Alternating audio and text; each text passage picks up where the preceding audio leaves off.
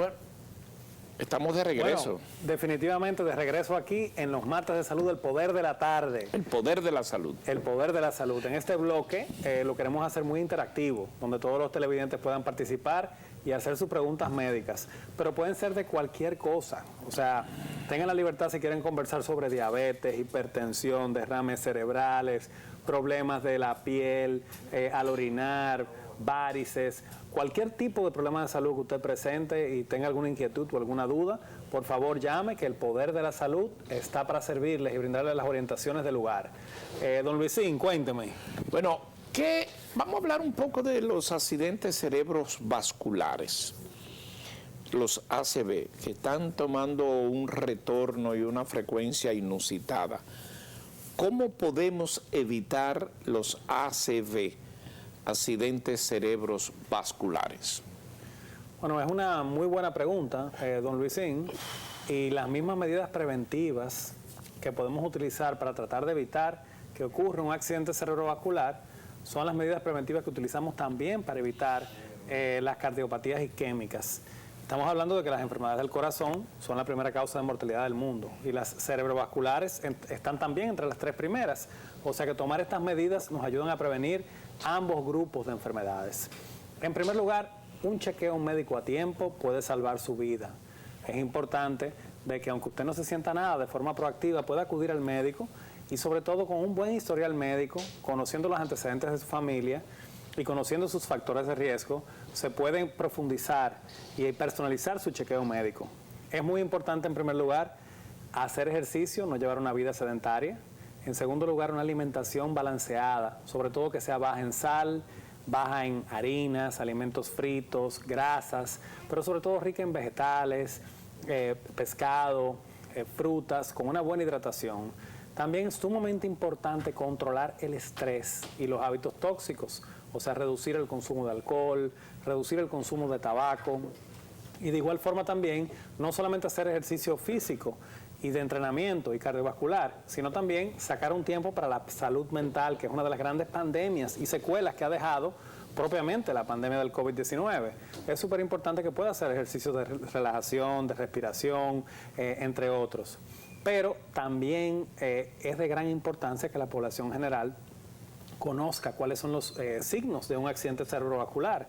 Si usted presenta, en primer lugar, debilidad en un brazo o en una pierna, o pérdida de la conciencia, o afasia o dificultad para la expresión, o la lengua estropajosa, entre otros, son todos signos de alarma que deben de ser motivo por el cual usted acuda a una emergencia y se le chequee de forma rápida.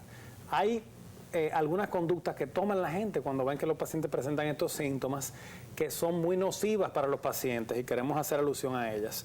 En primer lugar, de manera rápida en muchos casos le dan una aspirina a estos pacientes y tenemos que saber que no es una práctica buena, porque hay accidentes cerebrovasculares que son isquémicos o que se producen por déficit de irrigación sanguínea. En estos casos sí pudiera ser pertinente, pero hay otros que son hemorrágicos, que se producen sangrados, y el utilizar un antiagregante plaquetario como la aspirina pudiera provocar que aumente ese sangrado. Cuando tenemos esta sospecha, ¿qué podemos hacer? Bueno, en una emergencia, en primer lugar, en adición a tomar sus signos vitales, se le puede realizar de una forma rápida y expedita una tomografía axial computarizada. Y esto de una manera, vuelvo y reitero, rápida, me puede ayudar a detectar si hay una hemorragia o si es un accidente cerebrovascular isquémico y por ende poderle brindar un tratamiento oportuno. Bueno, entonces está muy claro de que los accidentes cerebrovasculares ACV pueden ser evitados. Hay un ABC que usted suma, resta, multiplica y divide, usted va a Arabia, usted viene aquí y los médicos van a coincidir que el buen comportamiento desde el punto de vista de ingesta de alimentos, de ejercicio, de no tener estrés, de no complicarse mucho, no pele tanto, no tenga tanto truño, descanse, duerma, coma bien y haga ejercicio. Eso ayuda a evitar un ACV. Definitivamente. Y además, como dijo el doctor, hacerse evaluaciones médicas por lo menos 2 veces al año. ¿Y qué buscamos? Lo que vale decir cada 6 meses. ¿Y qué buscamos en estas evaluaciones médicas? En primer lugar, también ver cómo se encuentra su presión arterial. vemos que en algunos pacientes que presentan crisis hipertensivas sostenidas pueden desarrollar accidentes cerebrovasculares hemorrágicos. Por eso es tan importante controlar su presión arterial y muchas veces no da síntomas. En algunas ocasiones sí presentan, cuando tenemos la presión arterial alta, puede verse que el paciente tenga mareo o dolor de cabeza, entre otros, pero es importante verificar esa presión arterial. Otra cosa vital es chequear sus niveles de azúcar, de colesterol y sus pruebas sanguíneas en sentido general, en adición a ese examen físico, porque controlando todo esto podemos minimizar los riesgos de enfermedades cardiovasculares y cerebrovasculares. ¿Cómo hacemos cuando una gente tiene piedra en los riñones? Bueno, en primer lugar, para diagnosticarlo utilizamos varios métodos. En primer lugar, si el paciente presenta a veces dolor o molestias al orinar o dolor de espalda, es importante hacer una sonografía abdominal donde podemos visualizar si hay o no piedras en el interior del riñón. En muchas ocasiones, dependiendo de la consistencia de esas piedras, que pueden ser tanto de calcio como de ácido úrico y de diferentes materiales, podemos requerir también hacer una sonografía abdominopélvica o una tomografía abdominopélvica, porque a veces estas piedras no se localizan necesariamente en el riñón, pueden estar en la vejiga, en el uréter, o pueden localizarse en otra área. Por eso es importante complementar estos estudios. Y de igual forma también su examen de orina, que en muchas ocasiones podemos percatarnos de que hay presencia de oxalatos de calcio en el examen de orina y puede ser un indicio para que nos haga pensar en cómo se encuentra, en que un paciente puede presentar litiasis renal. Pero también es importante en este escrutinio que ampliemos un poco la mirada y hacer pruebas de laboratorio, donde podamos ver cómo está la función de su riñón. Las pruebas como el BUN y la creatinina nos hablan de la función de su riñón. Es de suma importancia, sobre todo, que los hombres de manera proactiva acudan al urólogo a los 40 años de edad a hacerse su primer chequeo prostático. Sin embargo, también ante la presencia de estos síntomas, sin importar la edad, es importante que reciban una evaluación médica oportuna. Bueno, doctor, el que tiene hongo en las uñas de los pies y la uña se le pone como hueca y todo eso, ¿cómo resuelve eso? Hongo en las uñas de los pies. Bueno, lo primero es, en muchas ocasiones es bueno hacerse un scotch tape o una pruebita. ¿Qué es scotch tape? Es una pruebita donde se hace un pequeño raspadito en la uña y se visualiza a nivel de un microscopio para saber si hay la presencia de hifas, que son los signos clínicos que nos hablan de que hay un hongo. Entonces, cuando podemos percatarnos eso, diagnosticarlo y confirmarlo, podemos utilizar distintos tratamientos. Hay tratamientos que se utilizan a nivel tópico, como gotitas, que son bastante efectivas, pero puede ser requerido que la uña sea o moldeada o removida, etcétera. E igual, dependiendo del caso y dependiendo si el paciente presenta factores de riesgo o enfermedades concomitantes, como es el caso de la diabetes, pudiera requerir también utilizar vía oral antimicóticos en ese sentido para tratar la lesión. Entonces es importante ante la presencia de estas manifestaciones que acuda de forma proactiva a un dermatólogo a hacer las pruebitas del lugar para brindarle un tratamiento personalizado. Bueno, ¿qué podemos lograr entonces desde el punto de vista de una gente que nada más dice tengo jaqueca? Bueno, es increíblemente amplio el ejercicio diagnóstico de los pacientes que presentan cefalea o dolor de cabeza, ya que hay muchos tipos de dolor de cabeza y puede ser una consecuencia de otra enfermedad, por lo que hay que investigar a fondo estos casos. La cefalea, una de las más frecuentes, es la migrañosa o la famosa migraña, que vemos que a veces se relaciona o empeora con el ruido, con la luz intensa, y que en muchos pacientes ocurre de forma recurrente. Pero también vemos la cefalea hipertensiva en pacientes que tienen la presión arterial muy elevada y por eso les duele la cabeza. Pero también está la cefalea tensional, que está muy asociada también a altos niveles de estrés. Y es importante tener el diagnóstico correcto porque el tratamiento de cada una de estas es distinto. En la cefalea tensional podemos requerir, en adición a los antiinflamatorios, utilizar relajantes musculares porque los músculos que están alrededor de la bóveda craneana comprimen y requieren relajarse en este sentido. Pero también hay cefaleas que pueden ser vasculares o pueden ser de otras índoles. Por eso, ante la presencia de cefalea recurrente, es prudente acudir a un neurólogo para hacerle un examen neurológico que incluya inclusive fondo de ojo, entre otras cosas, porque también hay pacientes que han presentado derrames cerebrales o pacientes que han tenido inclusive hematomas y que un signo o tumores cerebrales sea este dolor de cabeza y pudieran requerir que se realicen ya sea una tomografía axial computarizada o una resonancia magnética. En muchos casos inclusive se requieren medios de contraste, porque hay lesiones que son tan pequeñitas que no se visualizan si no utilizamos unos medios de contraste especiales para esto. Bueno, ¿a dónde hace esquina la jaqueca con la migraña? Bueno, básicamente es lo mismo. Está muy relacionada la jaqueca y la migraña. Es una forma simplemente de llamarlo. Y tienen la particularidad de que no son dolores de cabeza continuos, sino que tienden a ser esporádicos, a aparecer en episodios. Y vemos inclusive muchos datos curiosos, que los familiares de pacientes que presentan cefalea migrañosa con mayor tendencia también presentan cefalea migrañosa. ¿Qué puede lograr, qué debe hacer una persona que de repente está en su casa y coge un pañuelo para secarse y comienza a botar sangre por la nariz de manera inesperada, como suele ocurrir, ¿cierto? Está con sangre en la nariz y tú no sentías nada y de repente tienes sangre en la nariz. ¿Es para asustarse? Bueno, el nombre es epistaxis. ¿Perdón? El nombre del sangrado espontáneo por la nariz médico es epistaxis. Epistaxis. Con S. Sí, con epistaxis y termina con X. Epistaxis. Con S y X. Exacto. Esa es nueva para mí. Bueno. Palabra dominguera, epistaxis. ¿Qué es epistaxis? La epistaxis es un sangrado nasal que se produce de manera espontánea, como usted describe, que puede ser secundario ya sea a un trauma, a un pequeño golpecito, o simplemente que haya mucha resequedad a nivel de las fosas nasales, o a la ruptura también a veces de un pequeño vaso capilar. Sin embargo, es un signo clínico de importancia, porque también en los pacientes que presentan a veces crisis hipertensivas, podemos observar que cursan con epistaxis. También hay tumoraciones nasales que pueden presentar signos de epistaxis. También hay hábitos tóxicos que están relacionados con la epistaxis, como es el consumo, sobre todo a nivel nasal, de cocaína y de otras sustancias que pueden favorecer que haya a veces vasoconstricción y que haya ruptura de los capilares superficiales y se produzcan sangrados.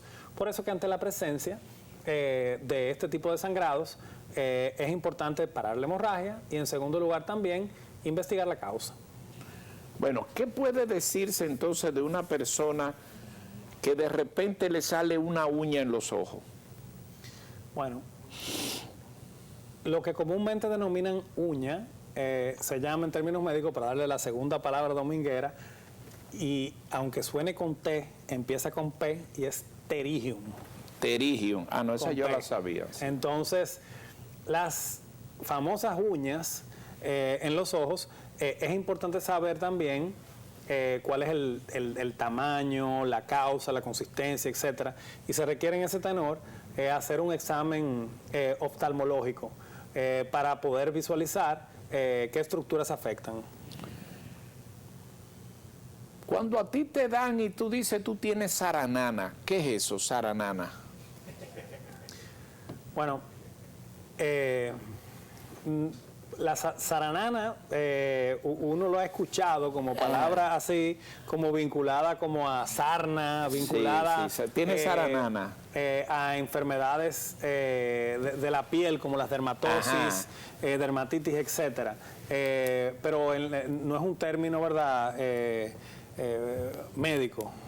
Pero la saranana no existe entonces. Bueno, no estoy diciendo que no existe, pero es el nombre que le han puesto, ¿verdad?, a un sinnúmero de afecciones dermatológicas, diciéndole, bueno, tiene un problema en la piel, yo no sé cómo se llama, este tiene una saranana. ¿Y la culebrilla? Bueno, la culebrilla es el herpes zóster y sí es una enfermedad peligrosa. En primer lugar, el herpes es un virus primo del de la varicela. Tiene la particularidad de que se aloja en el ganglio medular espinal, o sea que es una enfermedad que permanece latente siempre y a veces la culebrilla y a veces resurge, y es muy peligrosa sobre todo cuando está a nivel facial, porque pudiera producir también si no se maneja y se trata a tiempo, en adición al dolor, a la neuritis que produce, que es fuertísimo. ¿Y la culebrilla es dolor dónde? Bueno, donde se encuentre, porque a veces se encuentra ubicada en el torso, a veces la vemos también, como le dije. O sea, es variada en diferentes partes del cuerpo. Es variada y requiere tratamiento no solo para el dolor, sino también utilizar antivirales, como el caso de la ciclovir, entre otras, porque cuando se encuentra también localizada cerca también del rostro, o cuando se expande de forma importante, puede producir complicaciones serias. ¿Qué es un golondrino que da aquí abajo? Bueno, ahí vemos que... ¿Y cómo es que sale un golondrino aquí abajo? ¿Y cómo es eso? Bueno, vemos que a veces se infectan los ganglios. ¿Y de dónde viene eso? El linfático, y vemos que se producen hidronitis supurativa. Hidronitis. Y vemos que se producen distintas infecciones, y a veces se producen inclusive coinfecciones, porque al infectarse y al encontrarse una estructura, a veces con aperturas, pueden convivir más de un germen en esta patología. Entonces, ¿qué es lo importante de esto? En primer lugar, ser evaluado ya sea por un infectólogo, que sería la persona ideal para valorarlo, y utilizar los antibióticos apropiados, pero para eso tenemos que tomar en consideración la edad del paciente, el peso del paciente, y otras características como sus antecedentes médicos, entre otros, para poder ofertar un tratamiento oportuno. Por último, doctor, el que le duele el pescuezo y está como así, que tiene un problema de un lado y de otro, el que le duele así el pescuezo, que tiene un dolor así, dice, ¡ay! ¿Qué es eso? Bueno, hay muchas potenciales posibilidades. Una de las más frecuentes es la famosa tortícolis, ¿verdad? El dolor de pescuezo técnicamente es una tortícolis. Y puede ser producido en algunos casos por la contractura de un músculo que se llama esternocleidomastoideo. ¿Por qué se llama así? Me parece muy bien. Ese músculo se llama así porque se inserta en el esternón, en la clavícula y en el proceso mastoides, que se encuentra ubicado detrás de la oreja. Pero también hay pacientes que pueden presentar rigidez y puede ser producto ya de artrosis. Hay pacientes que presentan también hernias cervicales. Hay pacientes que presentan también espondilolistesis o pinzamientos también, que le pueden producir cierta rigidez e inflamación del área del cuello. Por eso es importante, ante la presencia de estos síntomas, en primer lugar una evaluación médica, y en segundo lugar poderse hacer una resonancia magnética para poder evidenciar si el paciente está cursando con una patología de columna que afecte médula o no, o es simplemente un proceso muscular. Una ñapa, al que le da calambre, ¿se debe asustar, salir corriendo o qué debe hacer? No, los calambres son muy frecuentes y pueden producirse por... ¿De dónde vienen los calambres? Las causas son múltiples. Pueden producirse por un cambio de posición brusco, a veces por estar en la misma posición por mucho tiempo. A veces hay pacientes inclusive que presentan desequilibrios hidroelectrolíticos, alteraciones en sus niveles de calcio, potasio, magnesio, sodio, cloro, entre otros electrolitos, que pueden tener más predisposición a desarrollar estos calambres. Los deportistas que realizan actividades de entrenamiento intenso, a veces y sobre todo sin intervalos de calentamiento previo, entre otros, tienen más frecuencia que se produzcan los calambres. Yo dije que era la última, pero siempre hay una ñapa. ¿Qué es un dolor ciego? La verdad que en medicina a nosotros no nos enseñan esa terminología en los libros de texto. Yo le voy a decir lo que es un dolor ciego. Un dolor que uno tiene por ahí no lo sabe explicar. Entonces, bueno. Por ahí por el tobillo y te da un dolor. Y dices, tengo un dolor ciego. Porque el dominicano es muy creativo e inventa. Sí, pero bueno, en ese sentido, lo importante es, ya cuando nos identifican dónde se encuentra ese dolor, nosotros poderlo identificar, porque según me comenta, como puede ser en cualquier parte del cuerpo, creo que es un término muy amplio. Sí. Y cuando uno está mirando así, se le va la vista y comienza a ver como... nimita, que le dicen, ¿verdad? Sí. ¿Qué ve con nimita? No, bueno, hay que ver, porque pueden ser producto de múltiples alteraciones visuales. También puede ser un pródromo o un signo, inclusive, de algunos pacientes cuando están desarrollando, por ejemplo, un accidente cerebrovascular. Pero hay pacientes que inclusive tienen cefaleas migrañosas y previo a esos episodios pueden tener alteraciones visuales o alteraciones de otro tipo. Por eso a veces no es tan sencillo encajar a todos los pacientes en un solo síntoma, sino que tenemos que ver pacientes que pueden presentar síntomas diversos. Bueno, doctor, muchas gracias. Hemos hecho unas consultas ahí típicas. Ahora venimos, ¿verdad?, ya con la entrevista central. Claro que ¿A quién sí. tenemos? Bueno, en el día de hoy vamos a tocar un tema que es sumamente interesante. En primer lugar, porque en medicina, cuando hablamos de que hay que hacer un procedimiento quirúrgico, la figura central generalmente es el cirujano y pensamos en el cirujano que va a hacer una operación X. Sin embargo, la mano derecha del cirujano son los anestesiólogos y no intervienen solo durante el procedimiento, sino inclusive antes. Porque antes de un procedimiento médico, y es un consejo aquí desde el Poder de la Tarde, tenemos que verificar en primer lugar que ese médico sea miembro de su colegio médico dominicano, de su sociedad especializada, y que el centro donde lo van a intervenir quirúrgicamente sea un centro que esté habilitado por el Ministerio de Salud Pública. Y asimismo que el cirujano sea un cirujano debidamente dotado de las certificaciones del lugar. Pero previo a un procedimiento médico quirúrgico se requiere hacerse una evaluación cardiovascular, que es una evaluación donde al paciente se le realiza una radiografía de tórax, un electrocardiograma, un ecocardiograma, analíticas de sangre y se chequea el estado general del paciente. Pero eso debe ir de la mano de una evaluación de anestesia, para elegir qué tipo de anestesia se le va a dar al paciente, para que el anestesiólogo pueda ver cuáles riesgos presenta, porque quien va a estar al lado suyo durante ese procedimiento quirúrgico, y si sucede una eventualidad médica, no se cree que es el cirujano que la va a resolver. Quien la va a resolver es el anestesiólogo. Ese anestesiólogo es vital. Entonces, hoy vamos a tener un programazo, vamos a hablar sobre las estadísticas de anestesiología, que incluyen cuáles son las muertes que se producen por anestesia. Pero también vamos a hablar de un tema muy especial y que poca gente conoce del público general. Y es que la anestesiología también tiene una subespecialidad, que es la algología, y que trata el dolor. Y los llamados a esos dolores crónicos, resistentes, que a veces muchos de nosotros no le podemos brindar una solución satisfactoria, de quienes nos auxiliamos para brindarle alivio, es precisamente de la clínica del dolor. Entonces, básicamente tenemos con nosotros una anestesióloga, especialista en manejo del dolor, dirige el departamento de anestesiología del hospital Ney Arias Lora, un centro de salud amigo nuestro, y viene en este próximo segmento. Regresamos.